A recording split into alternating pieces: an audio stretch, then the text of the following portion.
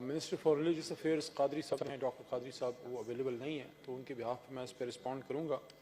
Sir, सबसे पहली बात तो ये है कि मदीना की रियासत की बिल्कुल हमने बात की है और हमें इस पर फ़ख्र है और इंशाल्लाह ये करके दिखाएंगे। और मदीना की रियासत में जो है इंसाफ का निज़ाम चलता है और आवाम से और लोगों से सच बोला जाता है। सारा मैं आपको बताऊँगा कि इजाफ़ा जो है उनको क्यों करना पड़ा। हमारी ख्वाहिश थी और अब भी ये ख्वाहिश है कि ये इजाफ़ा ना हो। मेरे पास मेरे लेफ़्ट साइड पे असद उमर साहब फाइनेंस मिनिस्टर मौजूद हैं।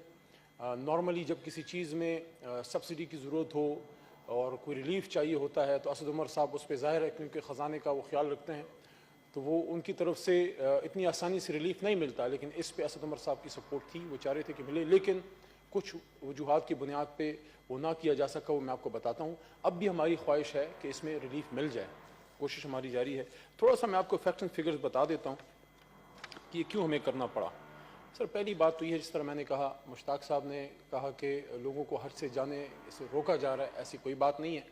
लेकिन मैं ये सवाल ज़रूर करना चाहूँगा कि 2017 में और 2018 में जो हज पॉलिसी बनी, तो कुछ आपके इश्यूज़ ऐसे होते हैं जिस पे हुकूमत पाकिस्तान का कंट्रोल नहीं होता।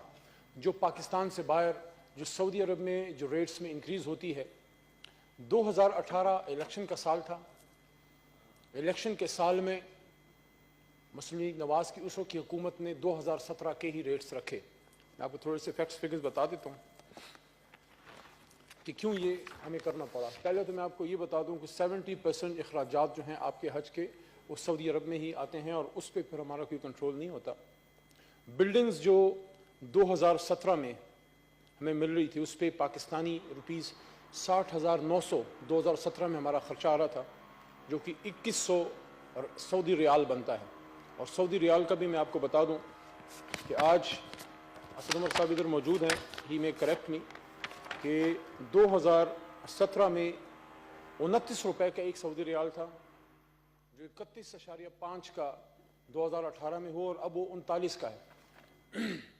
60,000 रुपये जो आपके बिल्डिंग अकोमोडेशन के 2017 में लग रहे थे, वो सऊदी अरब में, जिस पे हमारा कंट्रोल नहीं है, सऊदी अरब हमसे उसके 94,185 हमसे अब वो चार्ज करेंगे।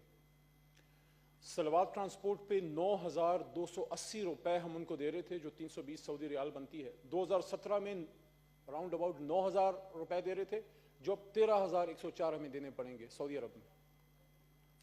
23,000 फूड चार्जेस के 23,606 टू बी एग्जैक्ट हमें देने थे 2017 में। 23,000 से बढ़ के 38,000 अब हमें सऊदी अरब को वहां पे देने पड़ेंगे। 23,200 रुपये मदीना अकोमोडेशन चार्जेस थे, जो 23,000 से 40,000 सऊदी अरब में हम पे बढ़ा दिए गए हैं। कंपल्सरी हज चार्जेस टू मकतबुल वकला 31,000 रुपये हम दे रहे थे, 31,813 2017 में। अब हमें 31 के बजाय सऊदी अरब को 70,000 देने पड़ेंगे, सऊदी रेट्स में चेंज होने की वजह से और अकोमोडेशन चार्जेस में और फेयर्स में इजाफे की वजह से। जमजम पे भी चार्जेस में वहाँ पे इजाफा हुआ है। 290 रुपये का हमें मिल रहा था पैकेज, अब 409 का हमें मिल रहा है, तकरीबन 51% का इजाफा हर चीज़ में उधर। We have to face that. 25,520 हमें चार्जेस हो रहे थे मशायर के, जो 25 से 42,000 से इंक्रीज हो गया। 3-4 हेड्स और मैं आपको बता दूं। ट्रेन चार्जेस 7,250 से बढ़ के 20,475 हो गए हैं। 7,000 से 20,000 बढ़ गए हैं सऊदी अरब में हम पे। 290 रुपये जो अराइवल पे जो भाजी जाते हैं उनको एक स्नैक्स मिलती है, 290 से वो 409 पे पहुंच गया, 290 से 409 पे वहां पे पहुंच गया। 580 रुपये जो हमें देने, लगेज चार्जेस हम देते थे जद्दा, मक्का टू मदीना एंड मदीना तुल मुनव्वरा टू ये मदीना एयरपोर्ट, 580 रुपये पहले दे रहे थे 2017 में। 2018 में उसमें कोई इंक्रीज नहीं की गई, क्योंकि इलेक्शन का साल था, उन्होंने वोट चाहिए थे, तो वो चीज़ आगे की हुकूमत पे ट्रांसफ़र की, वो हम पे ट्रांसफ़र की। अब 580 से 819 रुपये आपको जो है वो चार्जेस देने पड़ रहे हैं। एक्सप्रेस सर्विस एट एयरपोर्ट्स 290 था, 409 हो गया।